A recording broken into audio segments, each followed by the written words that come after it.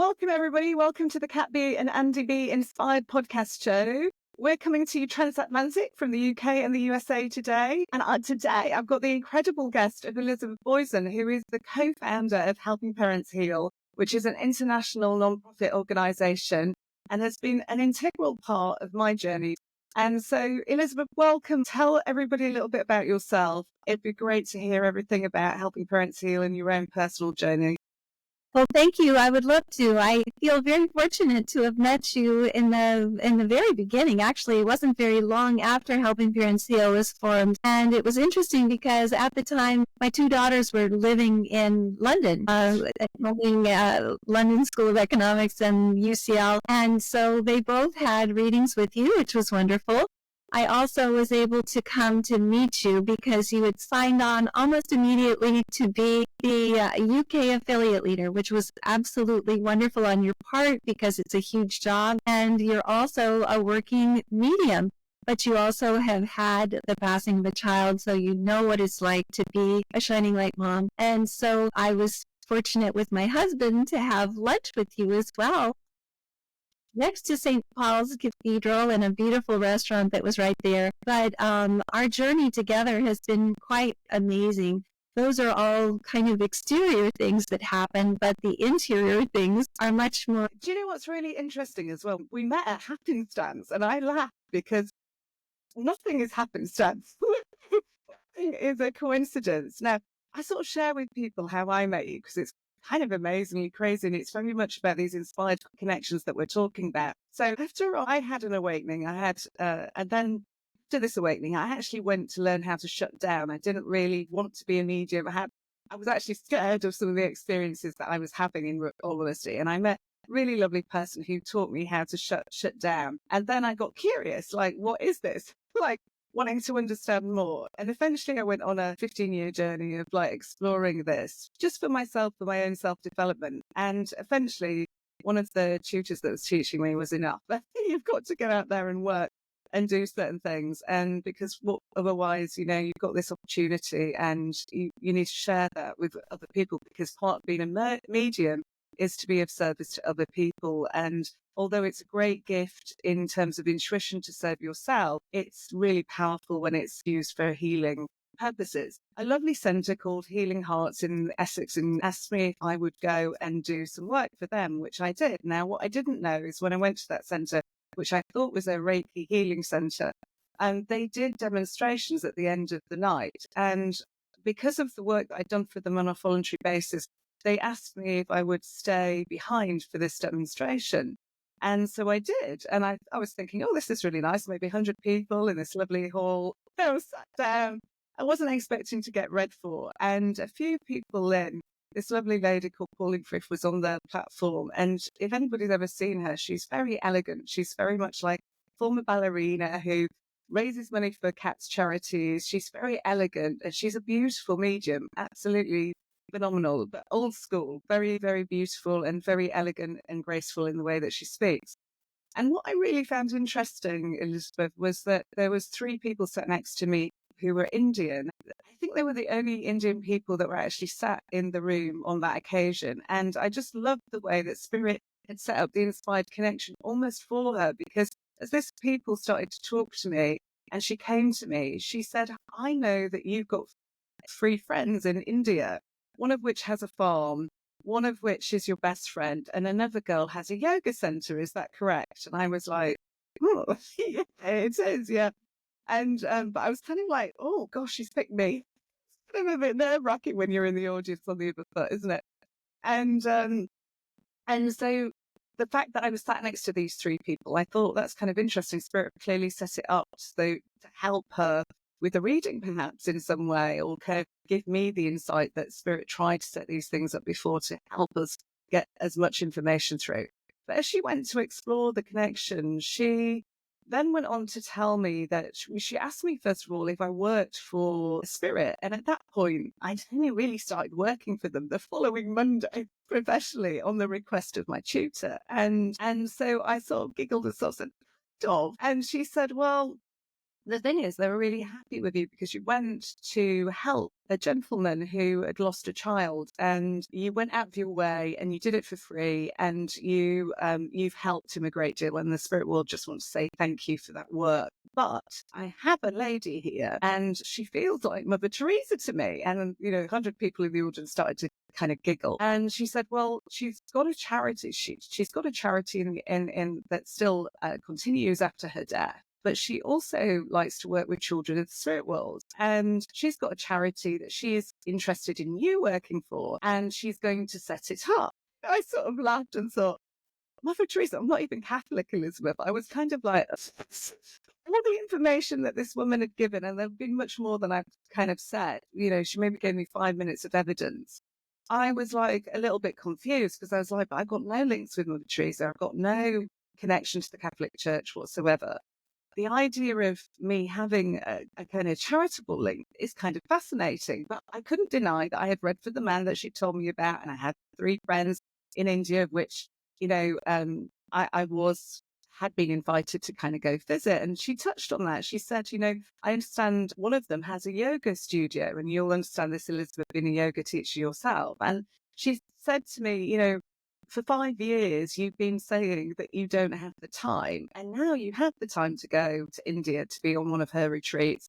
You're saying that you don't have the money. She said, Spirit are going to send you the money, and you will go on this retreat. And when you come back, you'll have connected with this charity, or this person connected to the charity that she's interested in. So what was really fabulous is there was kind of a little spiral. I'd worked in retail and as a head of buying, and I had worked opposite a charity director who had actually, the first charity she ever sponsored was Mother Teresa's. And so I rang her saying, hey, I know you work in charities. Have you got any link to this charity? And do you have any time off in February on these days? Because maybe you want to come on a yoga retreat with me.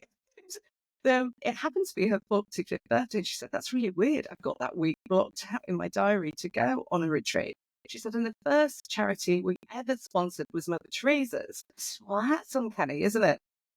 Anyway, as it turned out, the next day, unbeknownst to me, a tax refund came through the door for the exact amount that this trip was.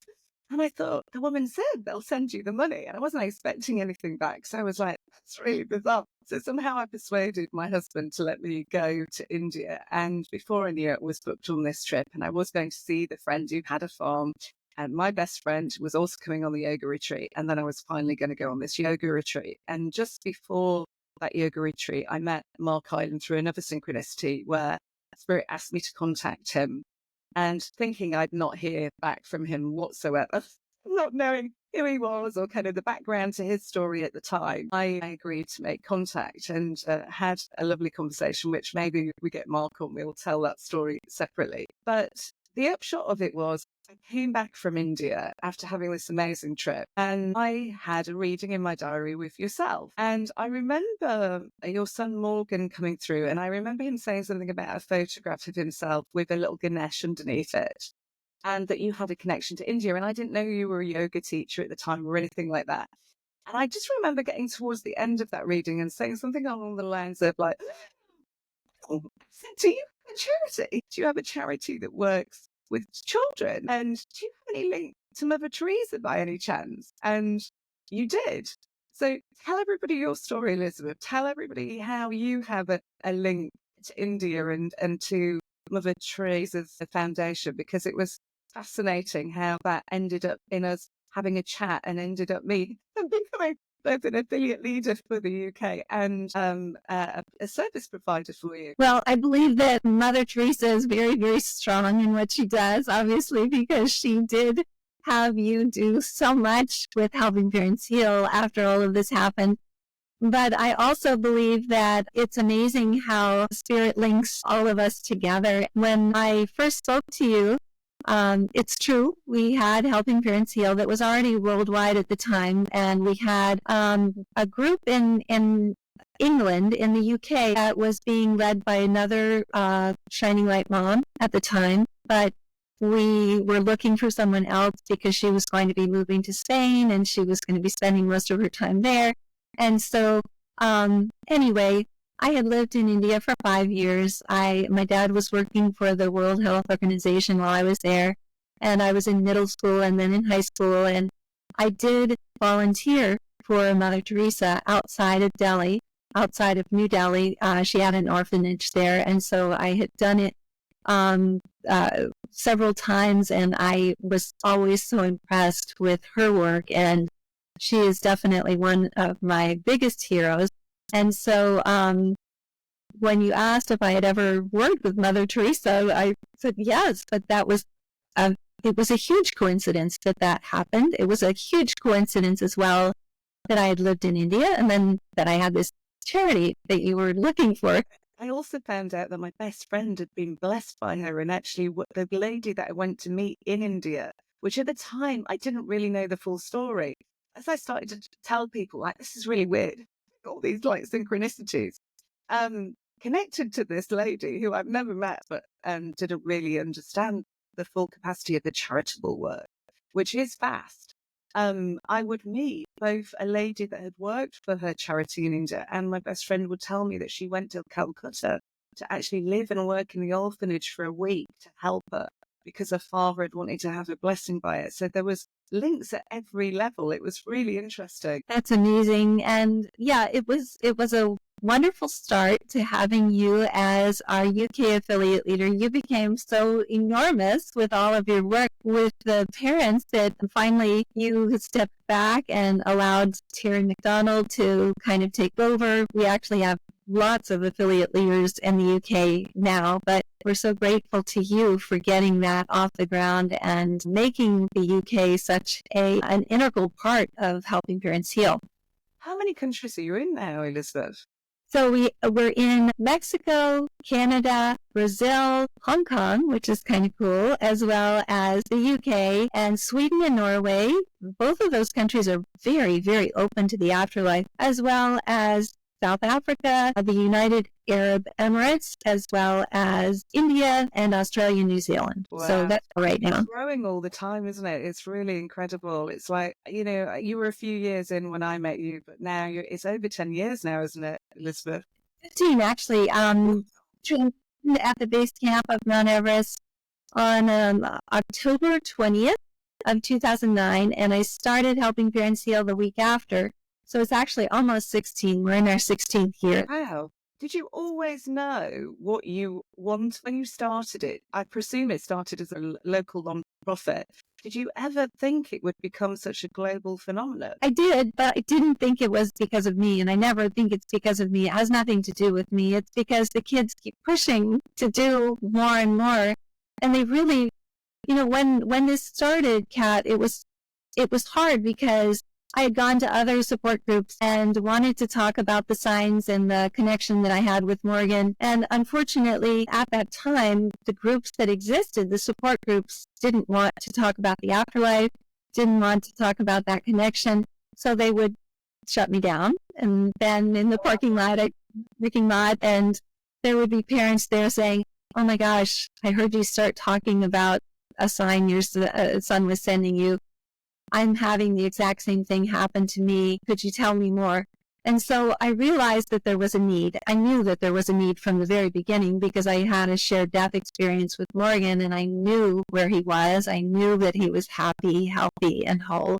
And I knew that the kids don't want their parents to be sad. They want them to be understanding, first of all, that they're still right here, learning how to connect with them in spirit, but even more importantly, doing things in their name.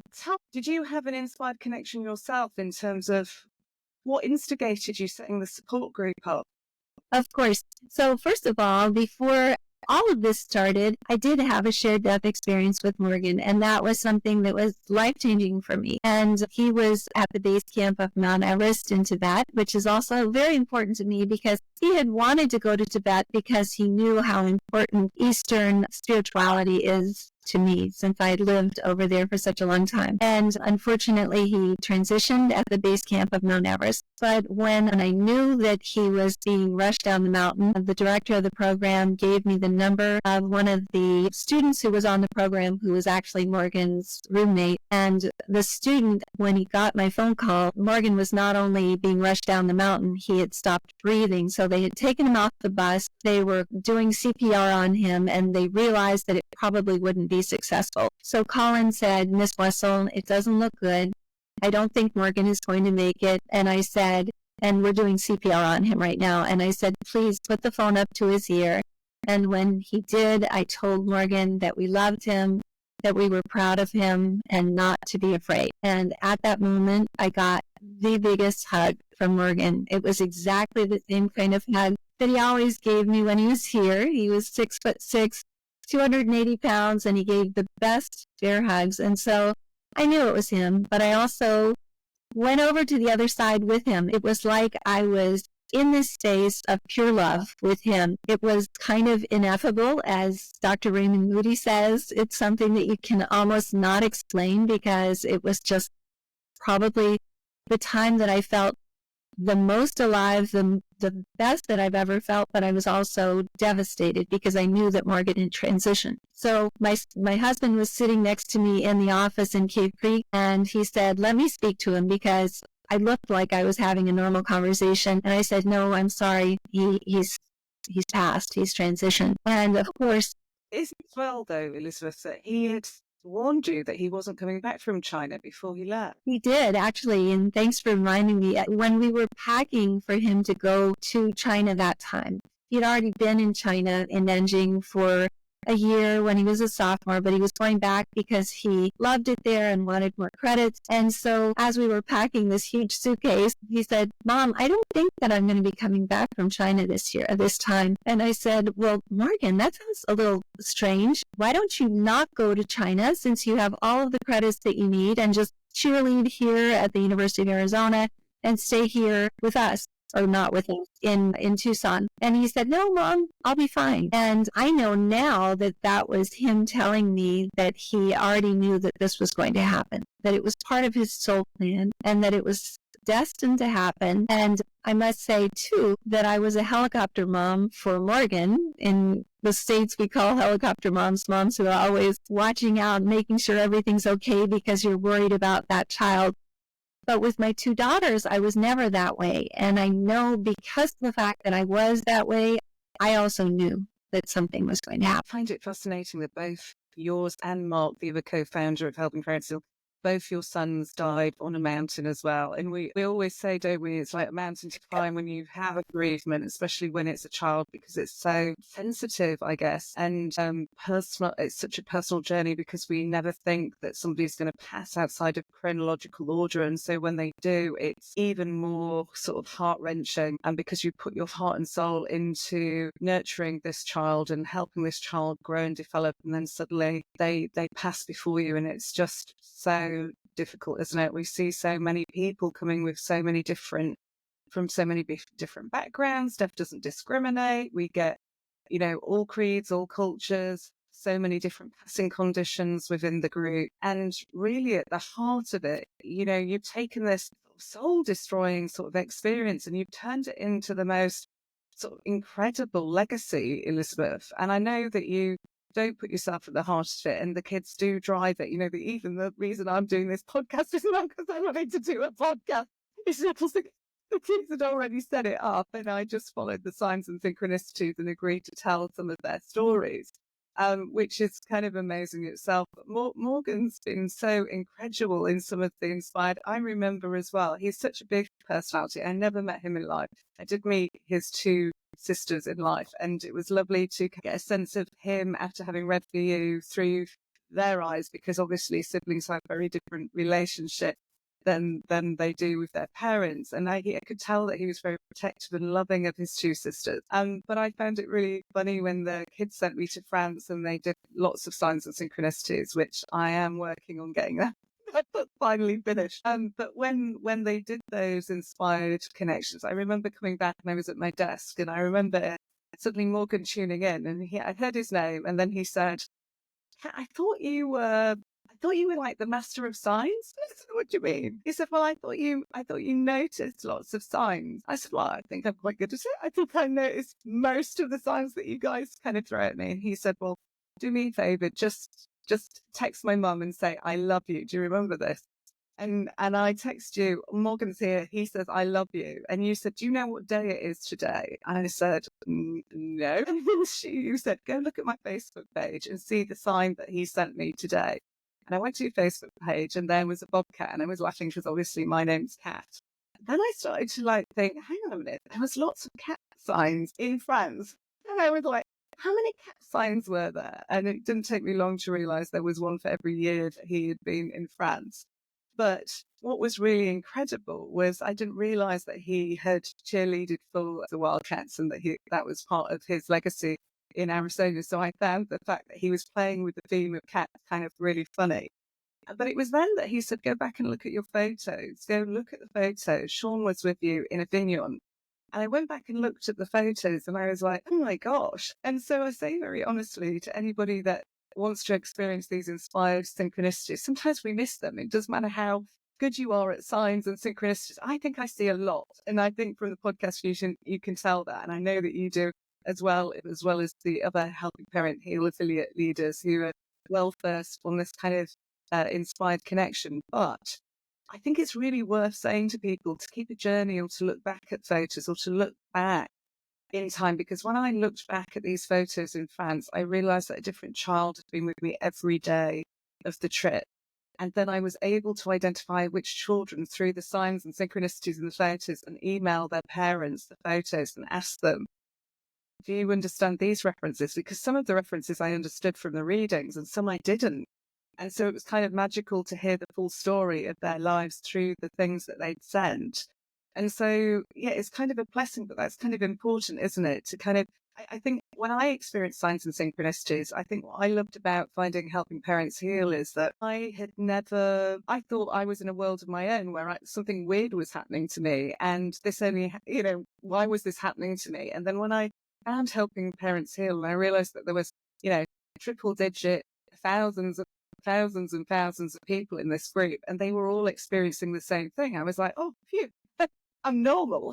This is normal. Like these are my tribe. These are people that get me. These are people that understand what I'm experiencing. But it's true, isn't it? Even people who have never had spiritual experiences before, they enter into your group and something magical happens, Elizabeth, something extraordinary. Because I think as they recognize and see other people's stories, it lights something inside themselves. And I know you call parents shining light parents. I call the kids the guiding light kids, because they tend to inspire all these amazing synchronicities. And one of my favorite stories actually from your first conference was actually where I read for two parents. I read for a lady in New York, and this lady's daughter brought through a son in spirit that was part of the group from a lady who was based in Arizona. And they gave detailed birthday, information, very intricate information. This boy and girl discussed their friendship in spirit. They'd never known each other in life, but they talked about how they were part of this group in spirit and that they had connected their parents. And 3 months later, the woman never told me, the lady comes in from Arizona, who is the mother of this boy. And he does the same. He brings all the information through the birthday, the information about this young girl in New York. I'm sat there thinking, hang on a minute, this sounds familiar. Yeah, it's like a weird kind of synchronicity. And then apparently what happened to them, they were at your conference, they were sat at different sides of the room. And suddenly, for no apparent reason, they got up out of their seats. They looked at one another. They felt drawn to one another. And from that minute onwards, they have been friends. And I think they've been friends now for 7 or 8 years. I don't know how long it is since the first conference, but they have been the best of friends, having, online friendships, and they connect up when they come to the conferences and other events similar. But just beautiful. These connections also connect the living as well as those in spirit. And it's magical, isn't it? I've never seen anything like it outside of this group. It's really really cool. Well, I think that the kids in spirit are constantly connecting all of us. And I love that because I think that they realize that there are people here that can help each other and who have a natural connection. I think that going back to what you said about Mark and I having a son who transitioned on a mountain, we don't know very many people who have had children transition on a mountain. So it is kind of an unusual, but also it's something that is a synchronicity that binds Mark and I together. I also just wanted to say that when you were in France, it was so amazing because you went so many of the places that Morgan and I used to spend time at, especially La Couverture. That was a place that, built by the Templiers, that is a place up in the mountains that in the arrière-pays that I would go constantly with Morgan. But all along that southern coastline is, for 15 years, I spent so much time with my husband and when I was in school. So I love that you got so many signs from Morgan. Share with people, actually. That's a good point. We should share how that journey came about. Because I think I texted you about 2 years prior to that event saying, your son wants me to go to France. Your son wants me to go along the south of France and into the Pyrenees. And I was like, he's saying to me, he'll tell me the timing, And I was like, what is this all about? And you never gave anything away. You never said anything. I didn't know that you had, I know it sounds stupid now because I know that your surname is French. I never really put two and two together that you had a connection to actually living in France, because when we'd met, we talked about India. And so it was I kind of left it. And I remember being I was actually at a pizza place with my daughter, who was maybe only 6 at the time, maybe younger. And it was a Friday. We'd gone there after school. And she suddenly pushed this map in front of me, and it had a mountain on it. And it had all these little lines. I've got it here somewhere in my office. And it said, go to the mountain. And I took a picture of it. And I remember texting you going, okay, this trip to France must be coming soon. I was thinking, they want me to go for 4 weeks. Like, how am I going to persuade my husband to let me go for 4 weeks? I knew that he would come for 2, but 4 weeks, that's a bit of an ask. He's not going to get the time off work. And it was really strange. And then, what is really interesting is I met you at St. Paul's before I set off on this trip. My husband comes home from work one day and he says, do you know what? I'm not keen on my job anymore. I've decided I'm going to leave. What do you think? And I said, if you're not happy, you do what you need to do, you leave. You will always find something, but if you're miserable, life's too short, just enjoy life, do what you need to do. My husband's Mr. Cautious, Elizabeth, doesn't really sort of follow my intuitive thoughts that frequently. And on this occasion, he came back the next day and said, I've handed my notice in. I was like, what? Are you kidding me? Like, without another job to go to? And as every wife does, like, okay, then. But funny enough, a synchronicity happened. He got a call the next day. He got offered a new job. Didn't even go looking for it, Elizabeth. It was in a very particular street, in a very particular location that was very connected to the guide and support of mine in the spirit world. And lo and behold, he comes to me and he says, I think we should go on a fly drive holiday to France. I was like, a fly drive holiday to France?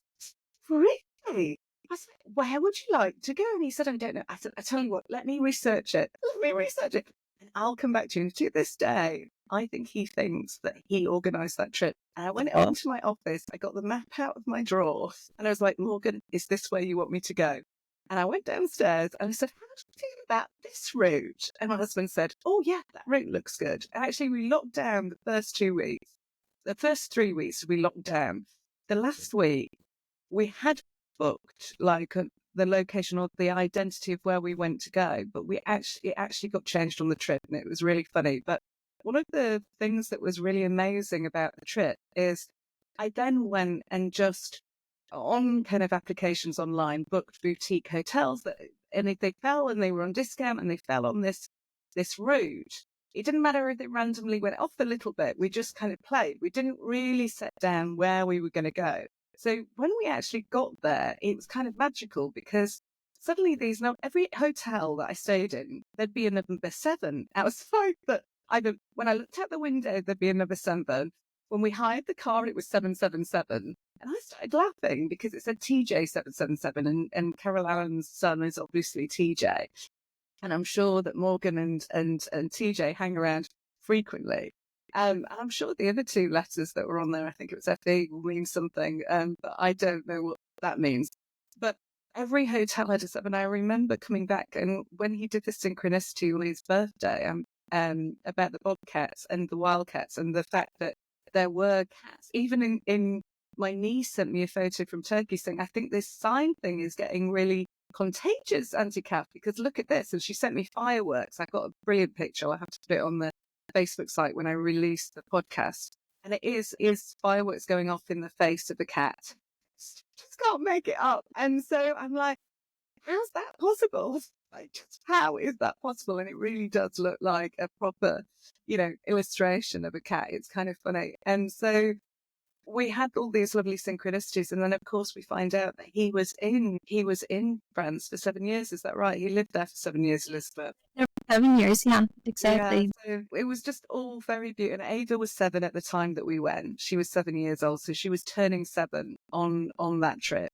And then there was another connection at Lord's with the number 7, and it was very, very beautiful. So I think I got on that trip, and I arrived in Nice, which actually we were going to bypass Nice and Provence. But Paola Leslie, who is on episode 3 of the podcast, explained to me, she said, I hear you're going to France, and I wonder if you would do me a favour, because there's going to be a memorial opening for Nicholas, and I haven't got I just feel that she felt it was too soon to go back to Nice, and she was having trouble kind of going back to the location where Nicholas had transitioned.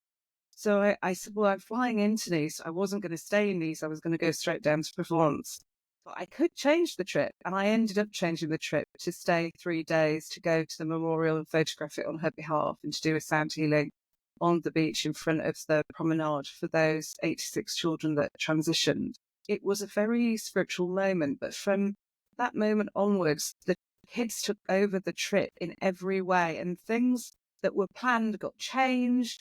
Magical things happened, like really incredible. I can't wait to actually get it all finished and in writing. I'm halfway through. All the things that just kind of happened in terms of signs and synchronicities. And when I spoke to Morgan about it, he said, well, we want you to teach the parents how to use these signs and synchronicities and show that they're more than just validations, Kat, that they can direct you in different ways, and they can inspire greater, extraordinary experiences. And they really did. The whole trip was very magical, and we had no idea that COVID was going to come straight after that trip. So, to go from this 4 weeks of freedom to then full lockdown a few months later was quite extraordinary in itself. But it was just so beautiful how he tells his story through that trip in honor of you and what you've done. But then Nicholas's story is unfolding as well. And then you've got kind of my spiritual story, the story of my family, and the story of my spiritual journey and my spiritual family. And so it was kind of the whole thing. I just think if I'd never have gone to that Healing Heart Centre, if I'd never had that reading from Pauline Frith that day, if I'd have never realised when I met you that you were the person that was connected to the charity, things would have turned out so differently. But the kids they literally it's almost like two stars colliding, isn't it? They just literally push people together, and you just can't make it up. And I have to say, I thought I had a lot of inspired connections prior to coming to Helping Parents Heal, but I think what it does is it multiplies the impact. Elizabeth is what I think, really. I mean, what's your favourite story? What's your favourite synchronicity that's happened to you personally, or to something that you're connected to in the group? Have you had any amazing moments? Yes, I would tell a little bit about those moments, but I'd also just really quickly like to say that Nicholas's parents, Paula and Conrado, are two of our caring listeners as well. So they also work with Helping Parents Heal.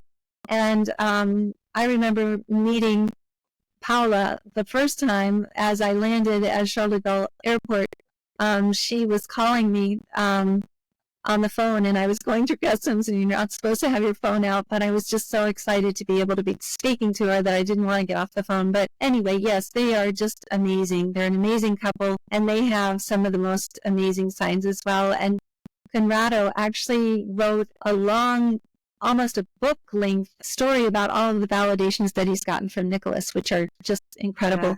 He's actually written a really beautiful intro to the book that I'm writing, actually. He's quite a talented writer in his own right. And he's set the scene really for the story, which I can't wait to share. That's wonderful. Yeah, he is definitely a talented writer.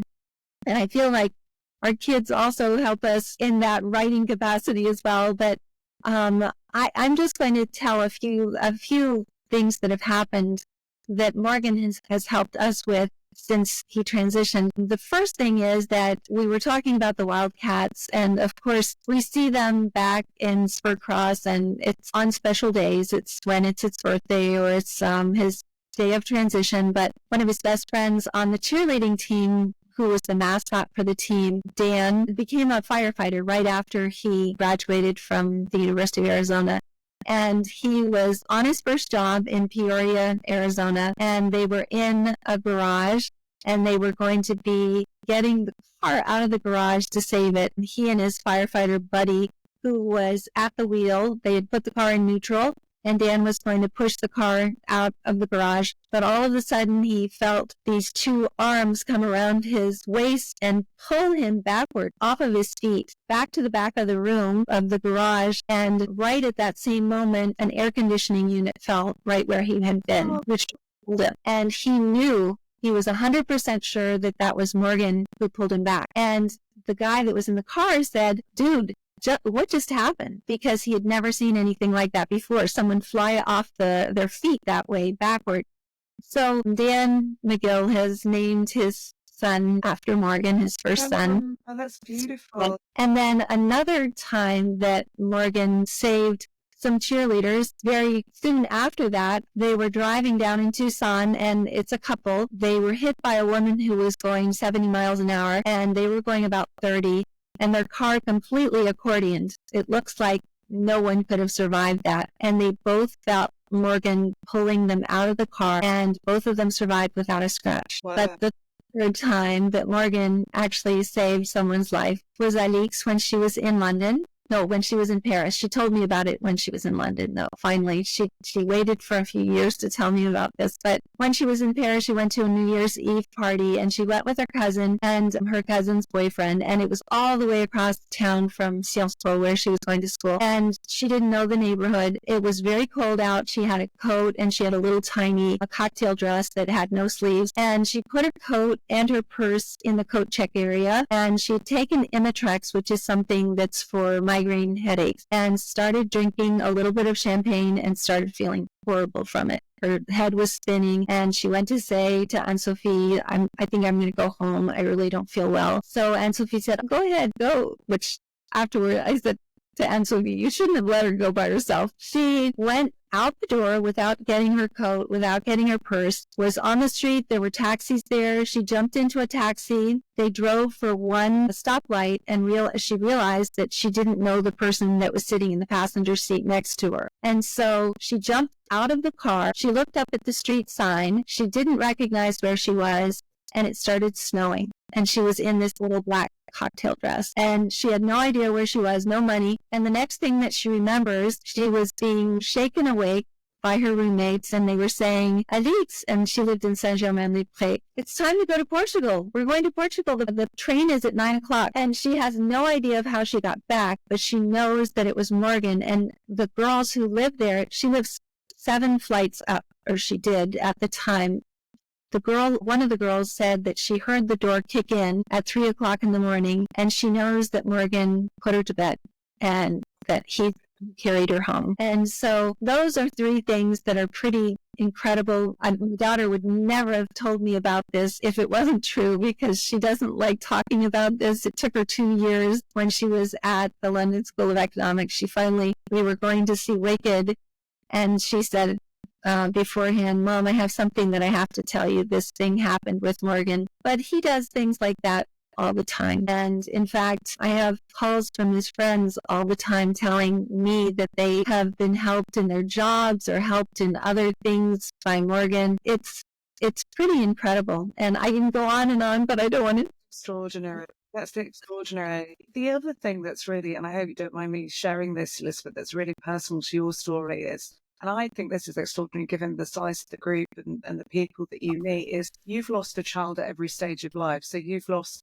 Morgan in his 20s, you've lost Chelsea as a stillborn, and you also had another child loss in pregnancy. And so you have an understanding and an empathy for everybody that's in your group because you've gone through those stages. So you look at something from a soul plan point of view, it is quite extraordinary. So Morgan is a major part of the story, but your other children also support, don't they? You've had experiences at the conference where they've done In things. fact, Chelsea wasn't stillborn. She actually lived for 72 hours on a ventilator. But then the really important thing about having Chelsea on the other side is that I've been told that when I got that incredible hug from Morgan, Chelsea was the first person to meet him, and she grabbed his hand and led him to meet. Because when you hear about shared death experiences, usually they happen in the hospital room with someone, they happen maybe across town. But in the book that William Peters has written about shared death experiences, from Cave Creek to the base camp of Mount Everest is the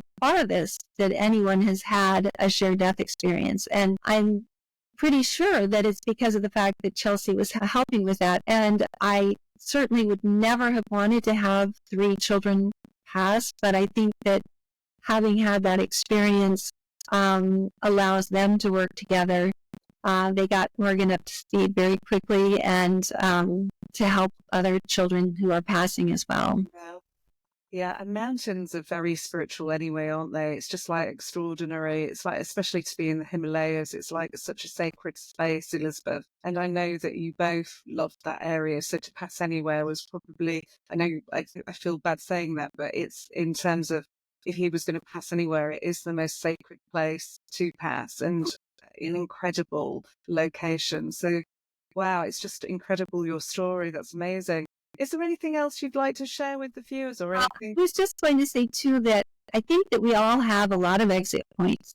I believe in a soul plan. So I believe that all of this was planned, that, as I said, the fact that Morgan had already told me that he probably wasn't coming back from China, etc. But Morgan, in a reading later, told me that if it hadn't happened at the base camp of Mount Everest, it would have happened on the I-10 coming back from Tucson. So I think that it happened where it did for a very important reason, because it was something that immediately inspired me to create this group. And I think that it might have been a little different if he had passed here.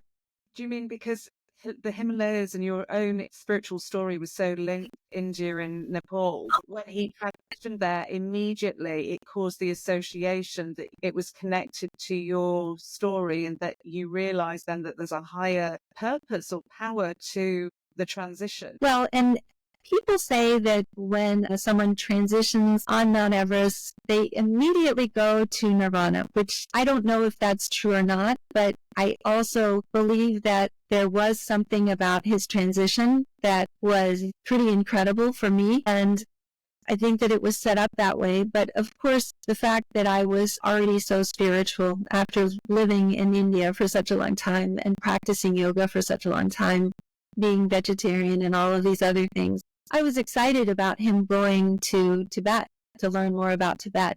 But I was also worried about altitude sickness. But he had 2 professors that were going with him who ended up not going, who were going to be looking out for the kids. And so I expected it to be a wonderful experience for him. So seeing him transition there was something that I think set me out also on my spiritual journey very quickly. That's kind of extraordinary as well, as in terms of inspired connection, because we talk about the things that are inspired, but also the things that are excluded. The 2 professors not going, making such a difference that they would have almost been like the protectors or safeguarders of that situation. And they were removed as qualified people. So also indicating that something else is going on. And that's kind of interesting as well. I really thought of it that way, but you're right that if they had been there, this never would have happened, I'm sure. So that's incredible. That's incredible. And anything else you'd like to share with the viewers? Anything? I mean, your story is amazing, and I know that there are if anybody's listening and you want to hear the full story, like Elizabeth got so many stories. There are so many podcasts out there that you can look at with Elizabeth's name to them. But is there anything for new people coming into this situation that, other than contacting you on helpingparentsheal.org online or kind of come into your Facebook group, is there anything else that you would share with people that you think is of value in terms of inspired connections? I think that the most important thing for people to realize is that if they have a loved one who has passed, and especially a child who has passed, it is possible to move forward and heal. And I know that a lot of groups will tell them that it's impossible to, that we will be in deep grief for the rest of our lives. That is not true. And the reason that it's not true is that our kids want us to heal. And just as they are pushing you and pushing me, they are pushing their parents and their siblings to move forward and heal as well.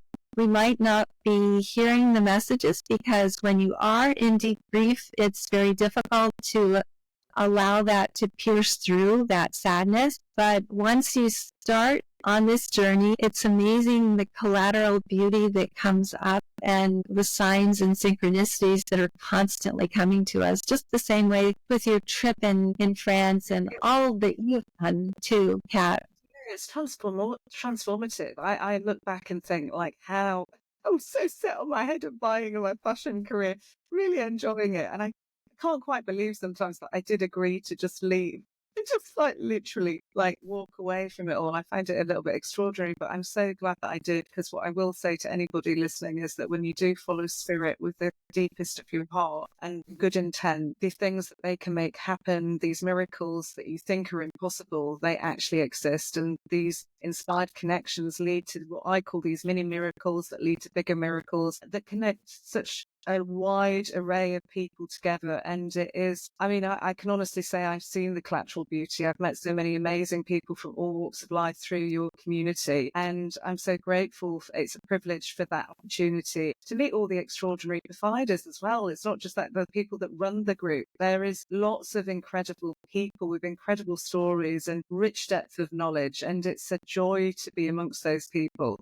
And so, yeah, these awful situations, some amazing things and great things and joy come out of these situations. And that's the positive that we want to hold on to. Well, and I just want to say that you are such a huge part of the healing path of so many of our parents, because even those who don't recognize the signs and don't realize that they're there, when they reach a hand out and get a reading from you, or if they get a reading from you on the gallery readings that you do so kindly for Helping Parents Heal, being able to hear from our kids is definitely the first step towards healing, but it's also something that you can't really turn back once you realize that they are happy, healthy, and whole and home, and that we're still here in school. And so having you guide them to be able to do that has just been wonderful. And we're so appreciative. Thank you. I think it's a real privilege. It's also really beautiful to sort of see how spirit will work with individuals and how they'll make them laugh or kind of use their sense of humor or kind of bring things through that are unique to them, that are happening after their loved one has transitioned, and so that they can see that they still walk alongside them, that, this state of transition is not a permanent state. We are constantly moving forward in many different ways. Yes, we might not get the physical hug, we get the spiritual hug, we might not get the physical hug, but we can get pretty close through the connections that we make, which is an incredible thing. Elizabeth, thank you so much for coming on. We will definitely be back when Andy is here. Andy, for everybody that's listening, his stepdad passed away, sadly, because he's been very ill. So he's organising a situation today. But I know that he really wants to be here with you, Elizabeth. So when we come to talk about Helping Fathers Heal, the organisation that Andy and yourself work on, we'll get you back in and we'll have that conversation with you, if that's okay with you. I would love to. And thank you so much for having me on today, Kat. And it's so lovely to see you. We'll see you soon for gallery readings for Helping Parents. Absolutely.